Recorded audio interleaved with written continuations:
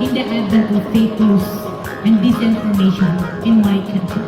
We need to work it out. We need to prove that we are the voice of the people. We are the media. We are the facilitators.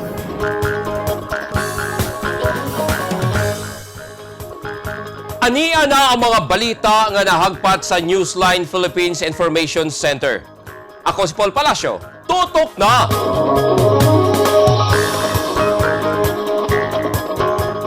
Sa mga headlines, baligyang sibuyas Bombay sa kamerkaduhan, halos triple ang gisaka sa presyo kada kilo.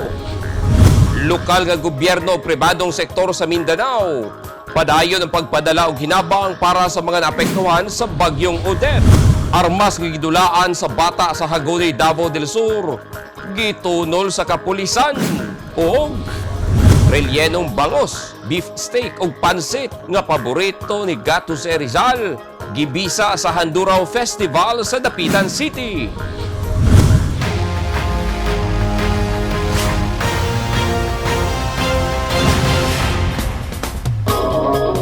Sa detalye sa ato mga balita, halos triple ang gisaka sa presyo sa matag kilo sa sibuyas Bombay sa Bansalan Public Market sa Davao del Sur.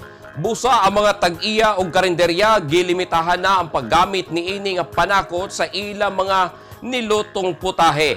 Anyang report ni Ronnie Jun Otero.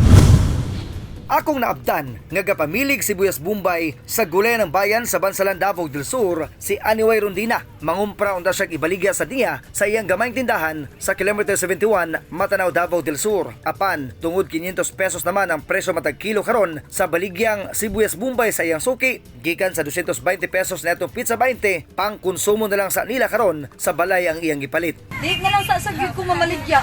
Ako na lang sa ikonsumo, ni palit lang ko tulo ka buok 20 pesos ko ni siya. Sumala sa tinderang lamas nga si Lucy Donaire, sibuyas nga puti kung white onion na lang ang iyang baligya nga tag 100 pesos na lang matag kilo, kay nabalaka siya. Dili unya mahalin tungod sa kamahal sa presyo sa pula nga sibuyas. Mahal na kahit kung pula nga Bombay, dili na lang ko sa white onion kay barato ra, hindi na makaya ang presyo nga kapulis ka.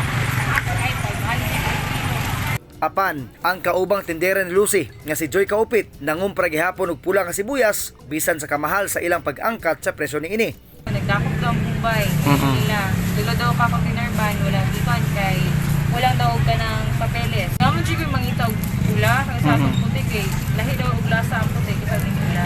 Kung may aging bulan, anaalang sa 120 ngadto sa 150 pesos ang kilo sa pula nga sibuyas Bombay, ni saka kini sa 180 ngadto sa 220 pesos matag kilo pagtungtong sa bulan sa Disyembre. Gani ang kumprada sa mga tindera og lamas kaniadto nga anaalang sa 800 pesos matag bag nga dunay timbang 8 ngadto sa 9 ka kilo. Karon dili na per bag kay kinilo na ang kumprada sa kantidad nga 450 pesos. Busa ang tag-iyag karinderya sama ni Danny Boy Paradillo, gigamyan na lang karon ang gigamit nga sibuyas Bombay sa iyang ginaluto nga putahe. Tungod sa kamahal sa Bombay, gamit ng itagaos. Kaya tungod sa kamahal, diskarte na lang tayo para rin po mga ako na susudan, gamit na mga ingredients na para mulamit na susudan. Matod sa Department of Agriculture Region 11, gilaumang mubalik sa tag 130 pesos matag kilo nga presyo ang sibuyas Bombay sa unang semana sa bulan sa Enero sunod tuig. Tungod gilauman sab ang pag-abot sa nasod sa mga imported nga sibuyas Bombay gikan sa mga nasod sa India ug China gawas pa sa local production. Ronnie Jun Otero, Newsline Philippines, Province of Davao del Sur. Stay safe.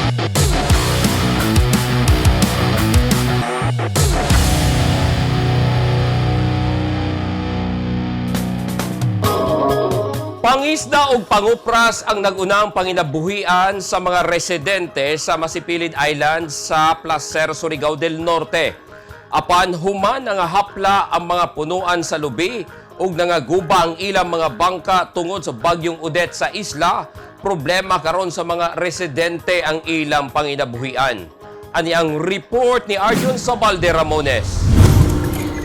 17 katuig nga nagpuyo sa isla sa Masipilid, Barangay Sani-Sani, Placer, Surigao del Norte. Si Noel Otero kauban ang iyang pamilya. Ang ilang balay nga sobra dekada nila nga gipundar og mga sakyanang pandagat nga pila katuig gituguman alang sa ilang panginabuhian. Gibungkag o giguba lang sa usa ka pamilok sa bagyong Odette. Makasulti jud ko nga mao pinagakusog kay mao man gani igo jud diri. Daghan bagyo man ni agi pero dili man ni ngato kakusog. Gani, giayom-ayom na niyag panday ang ubang kahoy og mga bungbong para naalang sila'y katulugan og kapasilungan. Yaw, grabe kayo na may pikto. Kay pareha na mo ron, di na may kapanagat. Kay nadaot man ang among panagatan. Di dapat dyan kay pikto.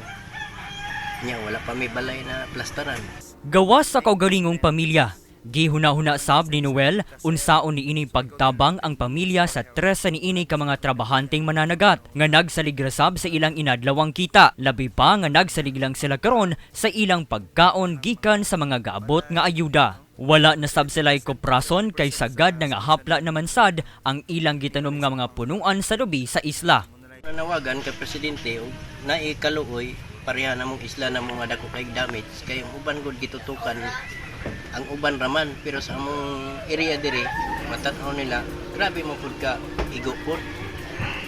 Wala manawagan po ko siya og naikaluoy kahatag na mang ayuda o pareha na mga bangka na ikuan para bago kalibago ming anak buhay. Ang isla dunay kapin 70 ka pamilyang lumulupyo kun kapin 200 ka mga individual. Sagad kanila ni hikling sa eskwelahan ug simbahan nga maoy nag-unang evacuation area sa lugar. Usa ang Masipilid Island sa mga isla sa Surigao del Norte nga grabing naapektuhan sa bagyong Odette. Ug gani, sukad ni adtong Disyembre 16 hangtod karon wala paghihapoy kuryente sa lugar, busa magsaulog ang mga nagpuyo dinhi ug ngit-ngit nga bag-ong tuig.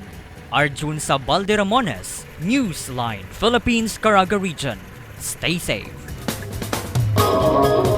Padayon ang ginalusad nga donation drive sa lain-laing lokal o probinsyal nga kagamhanan sa Mindanao para sa mga pamilyang naapektuhan sa bagyong Odette didto sa Visayas o Caraga Region. Lakip mga pribadong sektor padayon sa pagpangolekta o pagpadala sa ilang mga hinabang. Ani ang report ni Eugene Hinutan. Gibiyahe kagahapon Disyembre 29 paingon sa Siargao Island, Surigao del Norte, Dinagat Islands ug Cabadbaran City, Agusan del Norte ang laing hugna sa hinabang gikan sa lokal nga gobyerno sa Davao. 10,000 packs ang gipadala paingon sa Siargao, 10,000 packs sa Dinagat Islands. Samtang 5,000 packs ang gipadala sa Cabadbaran City, Agusan del Norte. Ang mga ayuda nga gipadala gikan sa mga Dabawenyo nga midunar sa ilang pahalipay package pinaagi sa ilang Safe Davao QR code alang sa mga biktima sa bagyong Odette. Napadala na sab sa Davao City LGU ang mga relief goods alang sa mga pamilyang nabagyuhan sa Danao, Cebu. Gilangkuban kini sa mga sinako nga bugas, kinarton nga canned goods, mga noodles ug mga kinarton sa mainom nga tubig. Ang mga relief goods gidunar sa Davao Chinese businessmen. Napadala sab ang mga hinabang nga sinakong bugas, canned goods ug kinarton nga noodles alang sa Negros Occidental. Kagahapon sab miabot sa Caraga Region ang mga relief goods nga gipadala sa probinsyal nga pangamhanan sa South Cotabato. Nahatod ang mga hinabang pinaagi sa tanang local disaster risk reduction and management officers sa probinsya. Ang mga nakolektang hinabang gilangkuban sa food ug non-food items gikan sa tabang sa mga residente sa probinsya. Disyembre 28, napadala sab sa probinsyal nga kagamhanan sa North Cotabato ang ayuda alang sa mga residenteng naapektuhan sa bagyong Odette sa probinsya sa Agusan del Norte. 600 ka sako sa bugas, 150 ka karton sa sardinas ug 150 ka karton sa noodles ang gidawat sa probinsyal nga gobyerno sa Agusan del Norte. Gatusan ka mga sako sa bugas, kapin 2,000 nga canned goods ug libuan ka mga karton sa instant noodle sab nga mga donasyon ang napahatod sa lokal nga panggamhanan sa Alabel, Sarangani Province niadtong Martes, Disyembre 28 sa mga biktima sa bagyong Odette sa Northern Mindanao ug Visayas, pinaagi sa Alabel Municipal Disaster Risk Reduction and Management Office. Luyo sa holiday season, padayon gihapon ang pagpangolekta sa mga LGU ug mga pribadong sektor ug mga donasyon aron dunay mapadalang hinabang una ang bagong tuig. Eugene Hinutan, Newsline Philippines. Stay safe. At tangi! Compound sa gituhang grupo sa mga sindikato sa Pikit, Cotabato, gi-raid sa mga otoridad. O Philippine Crop Insurance Corporation anda mo bayad sa mga insured nga mga mag-uuma ug mangingisda nga naapektuhan sa bagyong Odette.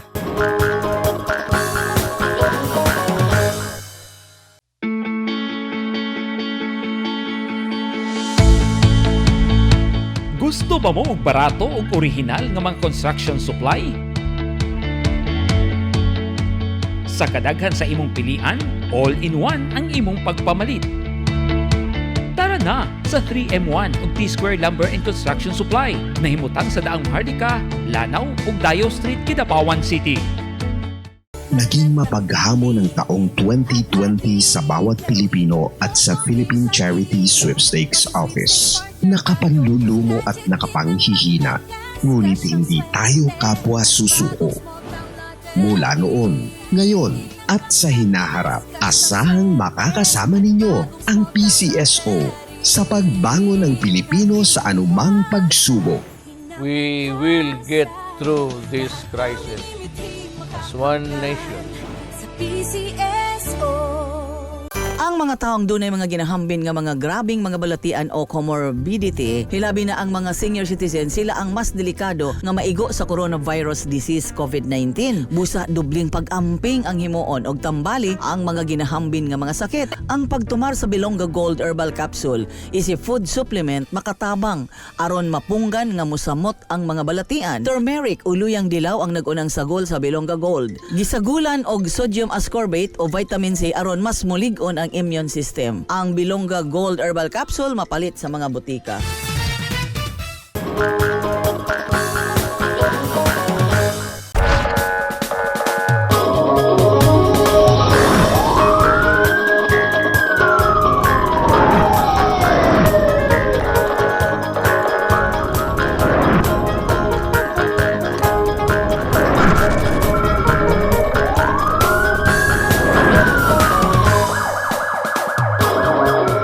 Gatusan ka mga motorsiklo nga gituhang kinawat ang na-recover atol sa gilusad nga raid sa kapulisan o kasundaluhan sa Pikit, North Cotabato kagahapon.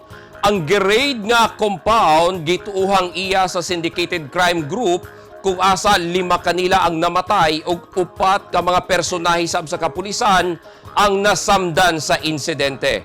Anyang report ni Eugene Hinutan.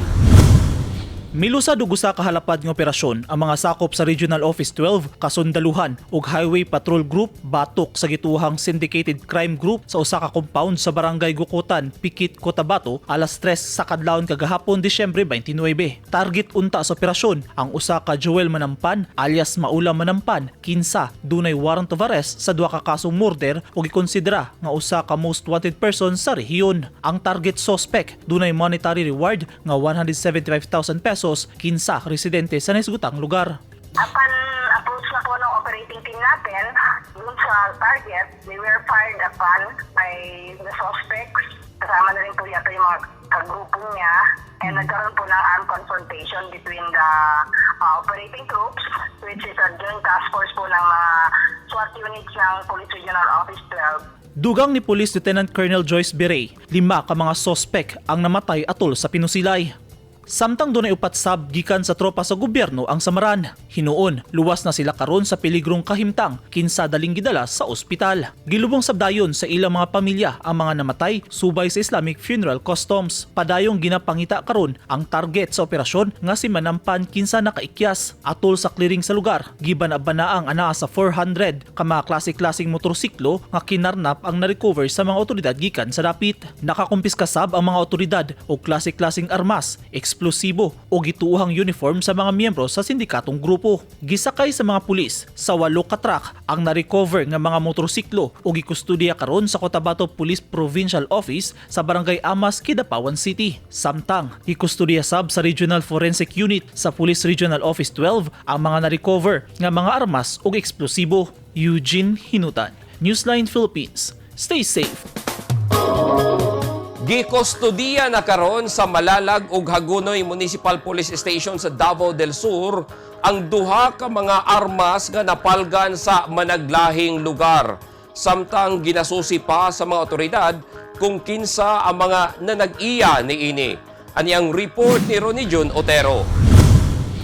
Voluntaryong gitahan sa ulitaong si John Bert Labra ngadto sa kapulisan sa Malalag, Davao del Sur ang armas nga nakita niini duol sa kulungan sa baboy kagahapong adlaw, Disyembre 29. Sumala sa mga pulis samtang nagpakaon sa mga binuhing baboy sa iyang gipuy ang pamilya dito sa Purok Santan, Barangay Bulacan. Ang 21 anyos nga si Labra nang hagbasab siya sa palibot sa kulungan ug didto niya nakita ang paltik nga carbine. Gitunol gilayon ni ini ang pusil sa Malalag Municipal Police Station kun asa kini karon naka-safe keeping na. Kasamtangan sir ang pusil nga gitunover gahapon nakaroon sa tuang stasyon for safekeeping. Damo ang susihon kung possible kinsa tong pusila nga nakitaan sa isa na to ka residente diri sa tuang munisipyo. Gidayeg sa PNP ang gihimong pagtunol ni Labra sa armas kanila aron dili kini magamit sa dautan. Samtang gidasig nila ang mga residente nga musangon sa ilang panawagan nga di magpabuto og armas sa pagtagbo sa bagong tuig aron way maigo sa saag nga bala. Sa Enero 9 sab, subay sa election period, ipatuman sa mga otoridad ang gun ban nga mulungtad hangtod Hunyo 8. Sa ato ang mga katawhan sa Malalag no, maabot na po ato ang national ug local election. So expected na ang ato ang mga kapulisan karon dili lang sa Malalag nga mas pa-stricto pa gyud is pahugot pa gyud ang monitor sa mga illegal nga armas. Usa ka kalibre 38 revolver nga walay serial number sab ang giturn over ngadto sa kapulisan sa Hagunoy pasado alas 5 sa hapon kagahapong adlaw, Disyembre 29. Sumala sa Hagunoy PNP, ang armas gipanagiyahan sa mipanaw na nga amahan ni Renato Mangkao, usa ka barangay tanod ug residente sa sitio Budoy, gihing. Wala matud pa nasayod si Renato nga dunay gihuptang armas kaniadto ang iyang amahan nga moy gidulo-dalaan sa iyang apo. Busa gidali niya kinig dala sa kapulisan. Ang duha ka mga armas nakatakdang ipailawom sa ballistic examination pagsuta kung malambigit pa kini sa mga krimen. Ronnie Jun Otero, Newsline Philippines, Province of Davao del Sur. Stay safe.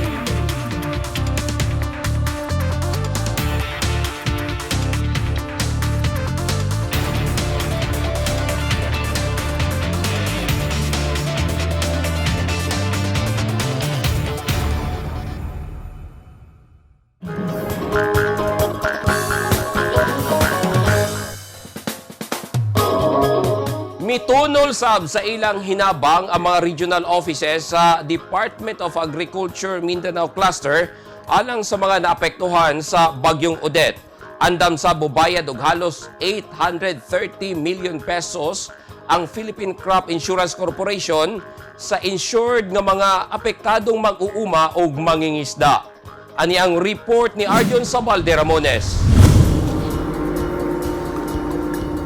Lakip sa mga hilabihang naapektuhan sa Bagyong Odette ang agrikultura sa nasod. Sa pinakaulahing report sa Department of Agriculture, may kabat na sa kapin 125,000 ka mga mag-uuma og mangingisda ang grabing naapektuhan sa bagyo. Sa kapin 347,000 ka ektaryang humayan, kalubihan, katubuhan ug isdaan sa nasod nga mukabat sa 8.4 billion pesos nga kinatibuk ang danyos. Sa Caraga Region, may kabat na sa 75.299 million ang gibanabanang danyo sa agrikultura nga halos 9% sa total damage. Tungod sa kalisod nga nasinati sa mga mag-uuma og mangingisda, nanawagan sila sa national government nga matabangan sila nga makabangon sa ilang panginabuhian, labi na nga dinhi sab gikuha ang pagkaon para sa tanan. Sumala sa Department of Agriculture pinaagi sa Philippine Crop Insurance Corporation, andam silang mubayad sa halos 73,000 ka mga mag-uuma ug mangingisda nga adunay insurance alang sa danyo sa ilang mga pananom, kahayupan ug mga kabtangan sa kaumahan nga naapektuhan sa Bagyong Odette. Sigon sa PCIC, ang inisyal nga kantidad mokabat sa kapin kun kulang 828.72 million diin gibase kini sa pasiunang pagsusi sa danyos hilabi na sa humay,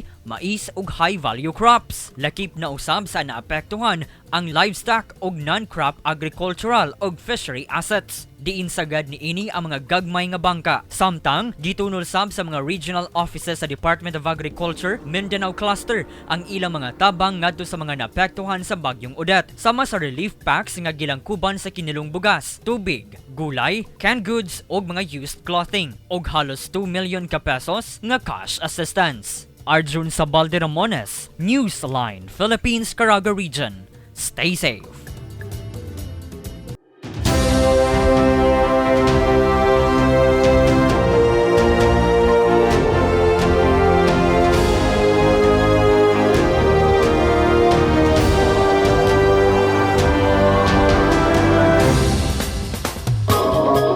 This portion is brought to you by Toyota. This portion is brought to you by Rizal Memorial Colleges. Gisaulog sa Dapitan City ang Handuraw Festival diin sentro sa selebrasyon ang kanhi kinabuhi ug mga buhat sa atong nasudnong bayani nga si Gat Jose Rizal. Usa sa mga nahimong highlight sa selebrasyon mao ang palamiay luto sa tulo ka mga paboritong putahe ni Rizal. Anyang report ni Dinah Diestro. Sa upat ka adlaw nga selebrasyon sa Handuraw Festival sa Dapitan, gibalik lantaw ang nahimong kinabuhi o kontribusyon sa atong nasudnong bayani nga si Dr. Jose Rizal. Dihang nagpuyo pa kini sa lugar sulod sa kapin upat ka tuig nga gikonsiderang bulawanong katuigan sa kinabuhi sa bayani. Ug aron mas mailhan pa sa bag-ong henerasyon ang nasudnong bayani, lakip mga paboritong pagkaon ni Gat Jose Rizal, hinay-hinay sab nga gipaila-ila agi sa cooking contest nga gisalmutan sa mga professional chefs. Nagpakitang gila sila sa ilang pagluto sa putahing rellenong bangus, beef steak, ug ang all-time favorite nato mga Pinoy nga pansit. He came up with kaluto ni Rizal so that the youth will know kung ano yung mga paborito ni Rizal. Ang finiture namin na dishes are pansit, rellenong bangus, and beef steak. So, beefsteak Tagalog. If you will going to read the books of Dr. Jose Rizal, makikita nyo na yung mga paborito ni Rizal ay yung beefsteak Tagalog, pansit, relleno, munggo soup, miso soup, tapos adobo, tinola. Pero dili lang simpleng rellenong bangus. Traditional nga beef steak o pansit ang pagluto sa mga chef. Tungod mas gipalamian pa nila kini.